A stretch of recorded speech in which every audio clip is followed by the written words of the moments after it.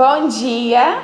Bom dia! Coisa boa é começar a semana nova e começar a semana com gente legal do nosso lado. Ter você aí em casa e ter meu esposo aqui do meu lado e o meu filhinho na barriga. Olha que coisa boa! O Senhor Deus é muito bom e o Senhor tem cuidado de cada um de nós. Por isso estamos felizes, estamos alegres e juntos para fazer mais um culto ao nosso Deus. Bom dia! Bom dia! Muitos são os motivos para nós estarmos alegres mesmo e por estarmos iniciando uma nova semana. Que essa semana seja uma semana de bênção para você, assim como será para nós aqui, com certeza. Amém. Que Deus possa nos abençoar. Vamos orar agora para começarmos o culto?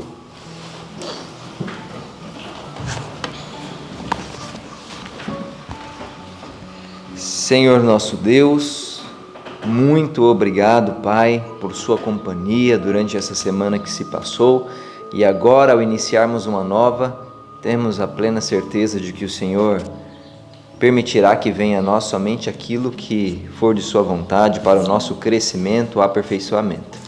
Que o Senhor nos dê sua presença, que essa semana seja uma semana de vitória e que o Senhor nos abençoe agora ao entoarmos louvores a Ti, ao fazermos um culto ao Senhor e que esse dia também seja um dia muito abençoado. Dê-nos a Tua companhia, em nome de Jesus. Amém. Amém. Diante de todas as bênçãos que nós temos, que provém de Deus e porque Ele nos ama muito, fico pensando qual o sentimento que nós temos para com Ele, o que nós pensamos dEle por tudo que Ele faz por nós, por tudo que Ele é em nossa vida. E nós iremos cantar um hino falando sobre essa visão que nós temos de Jesus, de nosso Mestre. Hino 153, O que penso de meu Mestre.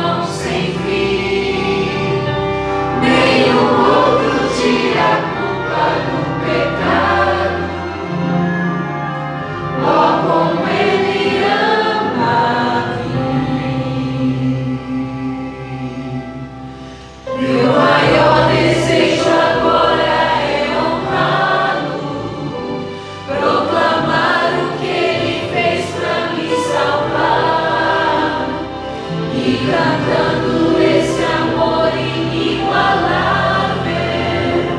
quero a Deus a minha vida consagrar. Sempre cuidarás de mim, meu mestre, com amor e compaixão sem fim. Nenhum outro tira a culpa do pecado.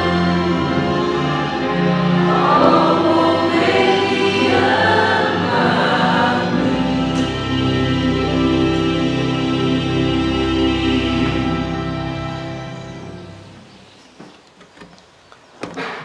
Amém. Que Jesus realmente seja o pão da vida. Amém. E que a palavra dele também seja o nosso alimento.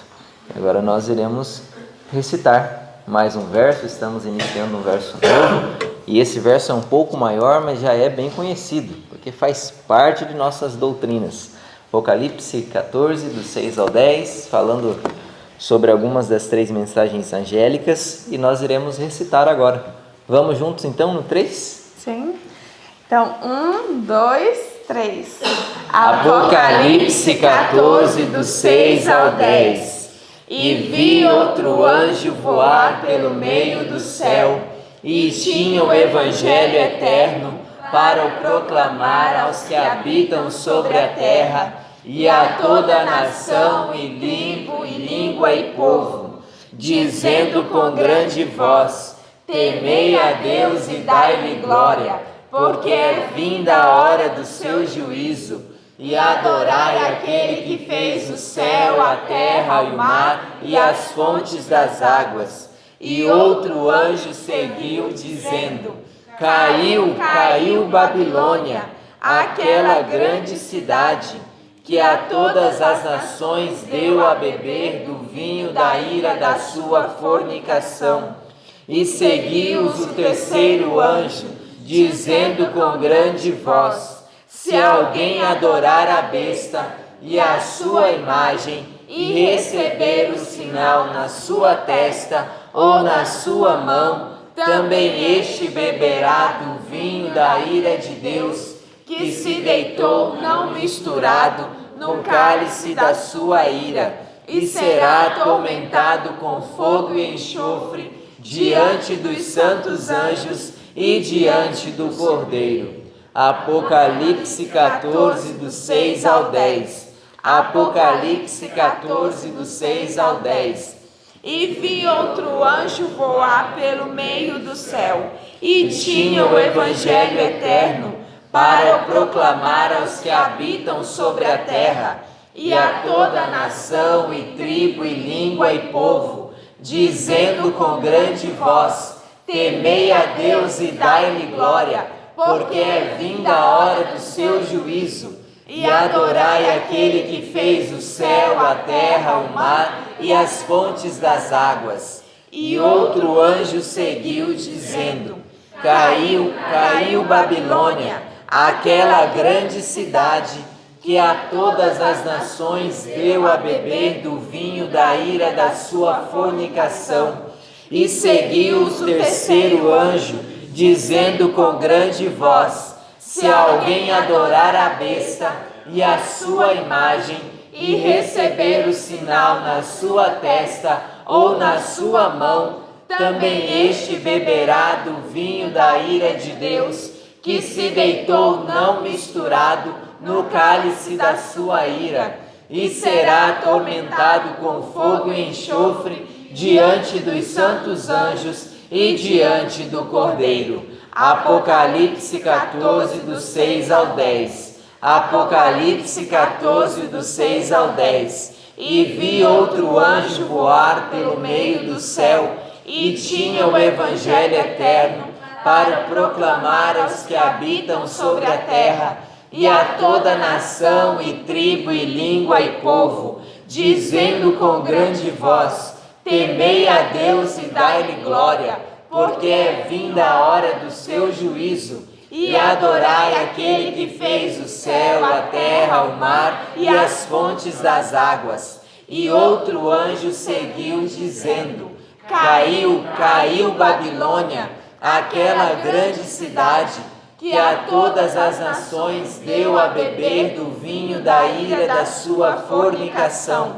E seguiu-os o terceiro anjo, dizendo com grande voz: se alguém adorar a besta e a sua imagem, e receber o sinal na sua testa ou na sua mão, também este beberá do vinho da ira de Deus, que se deitou não misturado no cálice da sua ira, e será atormentado com fogo e enxofre diante dos santos anjos e diante do Cordeiro. Apocalipse 14, do 6 ao 10. Amém! Que bênção é aprender esse verso. Estamos aprendendo algo sobre a nossa fé, sobre as nossas doutrinas, as nossas crenças. E que seja uma semana muito abençoada. Amém. Bom dia e bom estudo. Bom dia! Bom dia, Kília. Tudo bem com você? Bom dia, meu bem. Você está bem? Eu estou bem. Bom dia, Escola de Profetas. Bom dia, nossos amigos que estão do outro lado da tela, assistindo mais uma gravação aqui, mais um estudo. Mais uma vez estamos com a Bíblia aberta. Já falamos o verso, já cantamos, já oramos e agora... Vamos estudar a palavra. Que maravilha! E nesta manhã nós estudamos a Bíblia no capítulo 3 e 4 do livro de Ruth e 1 Samuel capítulo 2. Nós estudamos ali em Ruth falou sobre o casamento dela, né? Como ela conheceu Boaz e todo aquele processo tão bonito de se ver ali. E tem algumas curiosidades nesse capítulo, né? Alguma coisa bem interessante que eu acho que os nossos amigos vão gostar de saber. Por exemplo, a questão tinha uma questão de sapato ali. Como que funcionava isso? Pois é. Lá, capítulo 4, o verso 7, vem falando de uma tradição dos judeus. Boaz, ele era um remidor, ele queria remir a Ruth, porém, ele não fez isso sem a permissão de quem tinha esta função de remidor. Então, ele reúne o remidor, ele reúne 10 anciãos da cidade para que fossem testemunhas deste acordo. Ele oferece a herdade a herdade de Noemi, né, de Elimeleque, para esse remidor. O remidor não tinha interesse e aí Boaz pode então remir essa propriedade. Então ele compra essa propriedade para que Ruth, sua futura esposa, e Noemi, a viúva de Elimeleque, que era o dono da herdade, tivesse posse desta terra.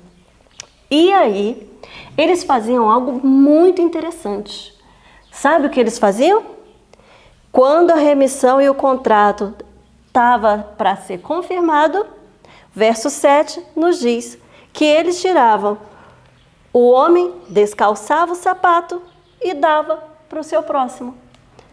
E isso era por testemunho em Israel. Então, quando eles queriam confirmar um acordo, eles tiravam o sapato e davam para o outro. Olha que coisa interessante. Não é curioso isso, meus amigos? Uma outra coisa interessante também deste capítulo é lá no verso 17, onde diz: e as vizinhas lhe deram um nome, dizendo: a Noemi nasceu um filho, e chamaram seu nome Obed. Este é o pai de Jessé, pai de Davi. Então quer dizer que Ruth era bisavó de Davi, do rei Davi. Sim, só que tem um detalhe.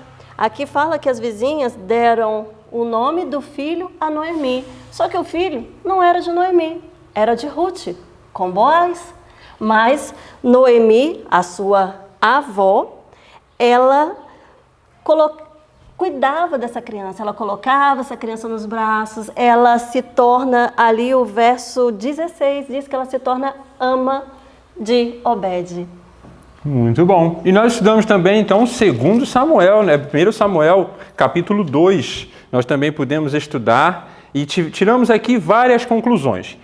E os nossos amigos lá de casa devem saber também que a Bíblia, ela foi escrita há muito tempo. Porém, tudo que tem nela, nós podemos trazer para a nossa vida, serve para nosso alimento espiritual, para nossas mudanças também de hábitos e de costumes. E assim nós vamos poder viver muito melhor, porque vamos estar ali pertinho de Deus, obedecendo aquilo que Ele apresentou para a gente através da Bíblia, tão bondosamente. E uma coisa que a gente pode fazer, melhor do que sofrer, é aprender com o sofrimento do outro. Nada melhor do que o exemplo. Exatamente. Então aqui vem falando sobre Eli e seus filhos. E nós estudamos também o capítulo 56 do livro Patriarcas e Profetas. O capítulo 56 diz Eli e seus filhos. Então corre aí, abre seu livro, já pega, já está tudo aí aberto direitinho para a gente poder dar continuidade. Vamos então ver o que aconteceu, como foi essa história e quais lições para a nossa vida hoje nós podemos tirar para esta situação. Eli era o sacerdote e juiz do povo. A função do sacerdote lá, como a gente já estudou no passado, no Êxodo, quando Deus pede que fizesse o santuário, então tinha ali todas as funções. E nesta época de Eli, ainda funcionava todas essas funções. E ele era esse sacerdote, onde deveria orientar, aconselhar, e a função de juiz, ele deveria ver ali as causas do povo. Todo mundo trazia para ele, olha, aconteceu isso, e ele ali poderia julgar o que tinha acontecido. Porém, Eli, com toda essa responsabilidade, julgando todas as causas do povo de Israel, ele não conseguia fazer uma coisa. Esta coisa mudou muita coisa na história, né? Sim, isso fez a distinção. Isso foi um divisor de águas na vida do povo de Israel. Eli, que era sacerdote e juiz, não conseguia liderar a própria casa. Complicado isso, hein? Mas como ele conseguia liderar uma multidão e uma casa com 2 filhos, ele não dava conta. Sabe o que começou a acontecer, pessoal? Infelizmente, todo o povo de Israel começou a observar Eli cuidando de forma errada dos seus filhos. Eli, em alguns momentos, ele não teve pulso firme. Ele não conseguia fazer ali com que os filhos entendessem o erro, que os filhos se arrependessem. Ele não repreendia os filhos. E sabe por quê? Porque ele tinha medo de conflitos. Ele tinha medo de que em algum momento os filhos se revoltassem ou se chateassem com ele ali. Então ele, para deixar tudo em paz, tudo tranquilo, para não ter nenhuma briga, então ele não tomava um pulso forte. Não, ele era permissivo, transigente, amava a paz e a comodidade. Ele não exercia autoridade para corrigir os maus hábitos dos filhos e as paixões que eles tinham. Ele não contendia com eles nem os castigava. Sabe aquele pai que fala assim, ai, tadinho do meu filho, que lindinho. O filho faz a maior peripécia, coloca até a própria vida em risco, mas o pai acha aquilo lindo e deixa o negócio correr frouxo. Porque sabe que se chamar a criança a responsabilidade, o que vai acontecer? Essa criança vai se jogar no chão, vai fazer pirraça, ainda mais no local público. Aí vai fazer igual aquela criança que a gente viu se jogando contra a porta do carro, no meio da rua, e os pais envergonhados, mas não conseguiam cuidar dessa criança, não conseguiam dominá-lo, né? Já era uma criança, já devia ter ali uns seus 6 anos. Isso por quê? Porque quando é pequeno, vai fazendo as coisas e a gente vai achando engraçado. Que bonitinho. Ai, como meu filho é inteligente, como meu filho é esperto. Tudo bem, mas vamos conduzir a inteligência do filho para o lado bom, para o que realmente importa, para ser uma criança inteligente e boa. Por quê? Dentro disso que aconteceu com Eli, ele tratou essa questão como se fosse de pequena relevância. Ele permitiu que seus filhos governassem a casa, que fizessem do jeito deles. Resultado, os filhos de Eli foram considerados desrespeitosos. Eles não tinham amor para com o pai. Eles eram irreverentes, rebeldes, céticos, desatentos, descontentes. Eles eram violentos. avarentos, infiéis, corruptos, ímpios e duros de coração. Tudo isso só porque Eli não cuidava deles? Tudo isso porque ele não colocou ali um freio para todas as vontades deles? Isso quer dizer, então, que eles se tornaram adultos pirracentos? Exatamente. E quando é uma criança pirracenta, não, uma coisa que, assim, tem se falado muito e as pessoas têm entrado por essa linha é a fase. A fase é uma maravilha. Sabemos que existem as fases, porém, na época aí, da nossa época, nos mais antigos, a fase servia para quê? Eu vou corrigir meu filho de 0 a 2 anos ou de 0 a 3 anos desta forma. Quando ele ficar maiorzinho, que ele entender mais, as correções vão ser mais severas. Eu vou matar meu filho, espancá-lo? Não, não é isso. É você corrigir o seu filho, ensiná-lo e, se ele fizer algo que mereça um castigo mais severo, puni-lo. Por quê? Porque isso vai dar a ele limites. E o interessante é que quando a gente não impõe esses limites com amor, com educação, com brandura, porque os pais amam os filhos, o que acontece? Quando eles vêm para a sociedade, eles vêm como pessoas ruins na sociedade. Aquela pessoa que só quer o benefício próprio, que se tiver uma cadeira, ele deixa o idoso em pé, ele toma a coisa do outro e diversos outros exemplos que vão acontecendo. Certo. Mas aqui ainda no livro, ele vai falando, e tem um parágrafo que é muito interessante, que começa, esses sacerdotes, e aqui já falando dos filhos de Eli, porque Eli era sacerdote, automaticamente os filhos dele também eram os sacerdotes, né? E aí diz o parágrafo que começa, esses sacerdotes, diz assim, esses sacerdotes infiéis também transgrediam a lei de Deus e desonravam o ofício sagrado pelas suas práticas e vis degradantes. Todavia, continuavam a poluir com sua presença o tabernáculo de Deus. Olha como que era. Eles, com a presença ali, eles estando ali dentro, eles estavam poluindo o tabernáculo. Por quê? Os filhos de Eli foram criados dentro do santuário. Eles viviam ali.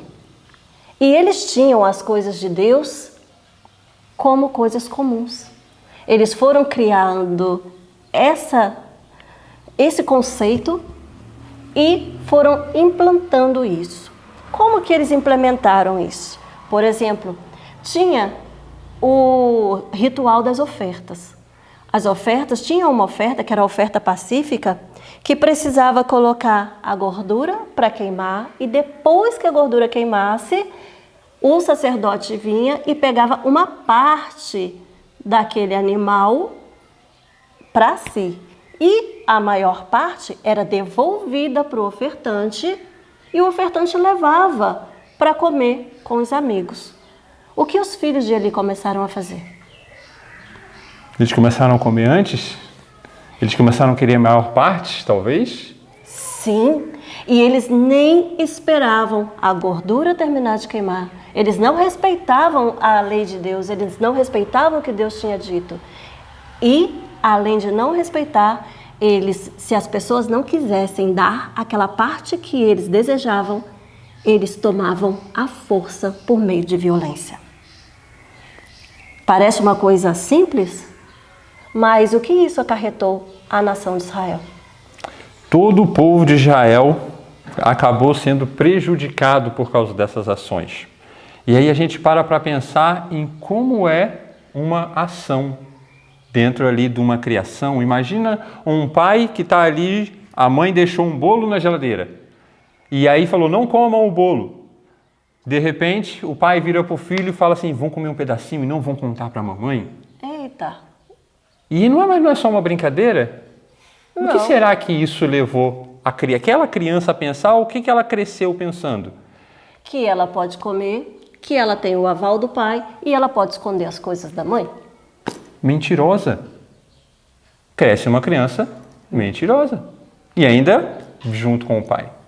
Então, dentro desses pensamentos, dessas ações, são coisas que nós podemos trazer para a nossa vida, para o nosso dia a dia, para a gente poder ir entendendo aqui, junto com o estudo, coisas que talvez estejamos tomando essa atitude ou postura em casa e automaticamente estamos tornando os nossos filhos como Ofni e Finéias.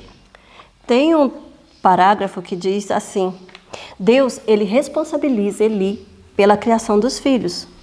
E aí, quando ele responsabiliza, porque Eli, mesmo sabendo que seus filhos não eram pessoas dignas, ele dá uma função da qual eles não poderiam assumir.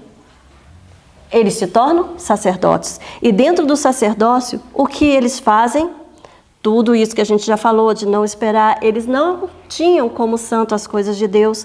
Leva toda uma nação a não santificar, a não cumprir com aquilo que Deus tinha falado, levando toda uma nação a pecar contra Deus. O culto já não era mais um momento de alegria, já não tinha mais prazer. As pessoas não tinham prazer em ir ao culto, porque chegavam lá e iam encontrar quem? Os dois bonitos lá fazendo aquelas atrocidades todas. E o povo começou a perder o amor pelo culto a Deus. E aí diz que Deus acusa Eli. O parágrafo começa: Deus acusou Eli de honrar seus filhos mais do que o Senhor. Eli permitira que a oferta designada por Deus como uma bênção a Israel se tornasse coisa desprezível. E isto, em vez de levar seus filhos a envergonhar-se por suas práticas ímpias e abomináveis, aqueles que seguem suas próprias inclinações com uma afeição cega com seus filhos, condescendendo com eles na satisfação de seus desejos egoístas e não fazem uso da autoridade de Deus para repreender o pecado e corrigir o mal, torna o manifesto que estão honrando seus ímpios filhos mais do que a Deus. A punição para o erro dos filhos de Eli era a morte.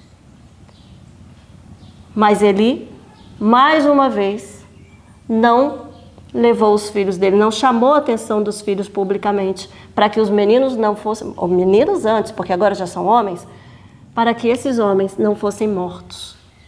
Porque ele sabia que a responsabilidade, que a culpa era dele. Que como pai, ele não tinha feito o papel dele, que era de dar limites e uma boa educação para os filhos. E aí, Deus, além de responsabilizar Eli, ele diz que ele devia, a princípio, ter tentado restringir o mal por meio de medidas brandas. Lembra da fase? Quando é pequenininho, medidas brandas, é um pouquinho ali no cantinho da disciplina, é uma explicação. Olha, você não vai fazer isso por agora, só depois, porque você errou. Medidas brandas. E aí, quando a criança vai crescendo, se essas medidas não dão certo, aí você passa por meios mais severos. Porém, Eli incorreu no desagrado do Senhor por não reprovar o pecado e executar a justiça ao pecador. E interessante, ainda dentro desse parágrafo, tem uma parte que diz assim, somos precisamente tão responsáveis pelos males que poderíamos ter impedido nos outros pelo exercício da autoridade paterna ou pastoral, como se esses atos tivessem sido nossos. Opa! Que coisa, né? Se a gente está vendo ali aquela ação errada, aquela forma errada de agir e não conversa, não ajuda de alguma forma, nós também acabamos sendo responsáveis. Então, nós temos aí uma responsabilidade em ajudar também o próximo. Porque, às vezes, aquele pai está ali com algum problema, alguma dificuldade, ou talvez ele ainda nem observou que isso está acontecendo. Uhum. E aí, é nosso direito, dever, né, em ajudar, claro, com amor no coração, com cuidado, com muito carinho e respeito pelaquela pessoa, mas você pode chegar para a pessoa e falar, olha, eu posso te ajudar? E aí conseguir de alguma forma ajudar para que aquela criança ela possa se desenvolver melhor e até aquele pai que talvez não tenha percebido essa situação possa ali agora começar a se policiar melhor. Mas essa questão, ela é muito mais ampla do que a gente imagina. Ela vai além, porque nós, hoje em dia, muitos pais querem tirar o que Deus ensinou, que dá certo, que sempre deu certo, e querem colocar testes, querem implementar algumas teorias, alguns postulados que estão em moda, que estão em estudo, em análise. Se a gente parar para perceber, a geração que está vindo agora aí de 15 anos, 16 anos, que está chegando aos seus 15, 16 anos, essa geração, ela é uma geração que tem dificuldade para resolver problema. Elas não conseguem resolver um conflito. São muito boas com internet, são muito boas com tecnologia, mas quando chega nas relações pessoais, elas não conseguem resolver. Elas não conseguem ter um conflito e ter esse embate e saber o que fazer. Mas isso não viria então de uma situação onde é muito comum uma criança chorar e o pai ou a mãe entregar o celular na mão dela para ela assistir alguma coisa?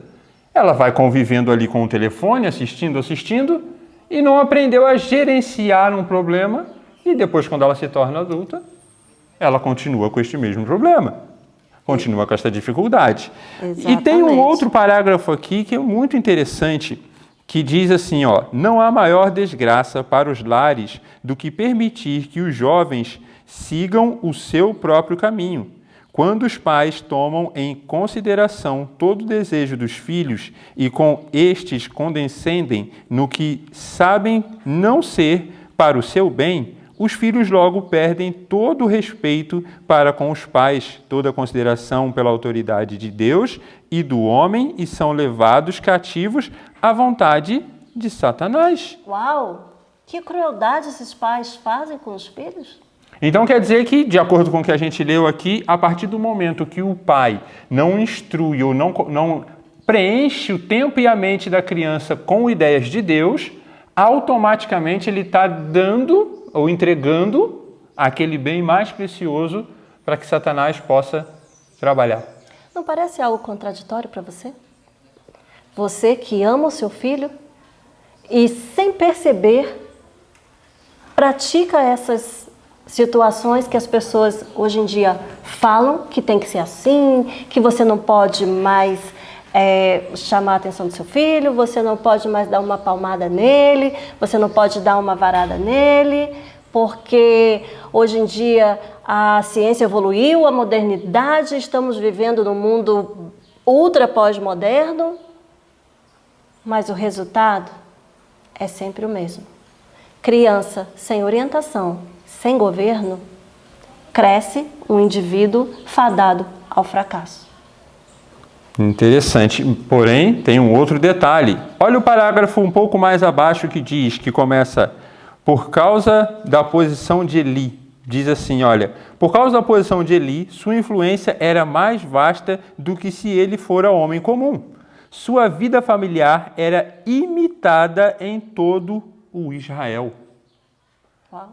Todo o povo de Israel imitava esta ação dele, imitava essa situação, ficava ali reproduzindo o que ele permitia os filhos a estarem fazendo, a forma que ele criou os filhos, o povo reproduzia isso. Agora para pensar, uma família, outras famílias em volta, e todas essas outras famílias tendo pelo menos 2 filhos com os mesmos problemas que os filhos de Eli. Já foi metade aí da população de Israel. Por isso, esse afastamento todo de Deus. Quando os pais não criam os filhos de acordo com aquilo que Deus deseja, de acordo com aquilo que Deus quer, automaticamente, como a gente acabou de ler, passa o governo de Deus para o inimigo e ele pode, então, trabalhar a mente das crianças. E ele tem programado muitas coisas que você sabe, né? Desenhos, jogos, filmes, tudo isso para que as crianças possam ser levadas ao mau caminho. E tem um detalhe que, se esses pais são cristãos, o que eles passam para as pessoas de fora? Ao invés de educar seus filhos no caminho do Senhor, eles passam para as pessoas de fora que não tem diferença você ser um cristão ou não ser. Seu filho vai ser igual a qualquer pessoa. E isso é como se você trouxesse injúria para o nome de Cristo. Sabe aquele verso de Romanos 12, 24? Sim. Então, o que diz aquele verso? Vamos ler, que aí o pessoal de casa também vai poder compreender melhor. E ele fala lá algo muito interessante. Ele apresenta alguns motivos, ou o motivo de algumas pessoas não conseguirem, talvez até, se aproximar de Deus. Abra sua Bíblia em Romanos 2, verso 24. Vamos começar do 21, que vai dar um contexto para o texto. Tu, pois, que ensinas a outro, não te ensinas a ti mesmo? Tu que pregas que não se deve furtar, furtas? Tu que dizes que não se deve adulterar, adulteras? Tu que abominas os ídolos, cometes sacrilégio? Tu que te glorias na lei, desonras a Deus pela transgressão da lei? Porque, como está escrito, o nome de Deus é blasfemado entre os gentios por causa de vós. Então, que nós, como cristãos, você aí de casa, que é pai, que é mãe, que é cristão, dê limite para o seu filho. Eduque seu filho nos caminhos do Senhor. Muitas pessoas vão dizer muitas coisas. Ah, faz assim, faz desse jeito, faz desse jeito. Mas só o jeito do Senhor é o jeito correto. Que Deus nos abençoe, que Deus nos proteja, nos guarde e que durante este dia possa refletir durante tudo isso que foi estudado, foi lido e aprendido e que possamos colocar em prática. Nos próximos capítulos vamos ver mais algumas coisas que aconteceram com os filhos de Eli e com todo o povo de Israel. Queria convidar você para que pudéssemos orar para concluir nosso estudo desta manhã.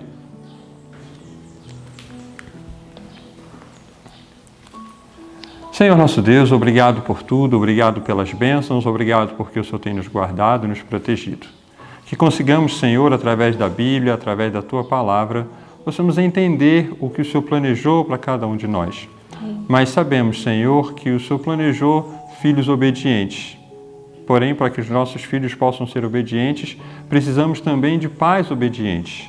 E que cada pai, Senhor, possa tomar para si esses ensinos, essas orientações bíblicas, esses mandatos de Deus, para que consigam ter uma família mais feliz, mais tranquila, filhos mais obedientes, filhos com mais paz e assim conseguir ser luz para os vizinhos, para a igreja, para todos que estiverem ao redor.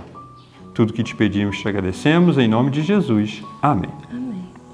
Então fiquem com Deus e que Deus abençoe a cada um de vocês, que vocês possam ouvir, assistir, comentar, olhar, passar para os seus amigos que também estejam precisando conhecer um pouco mais da palavra. Até uma próxima, fiquem com Deus. Porque afinal, todo mundo deseja ter uma família feliz.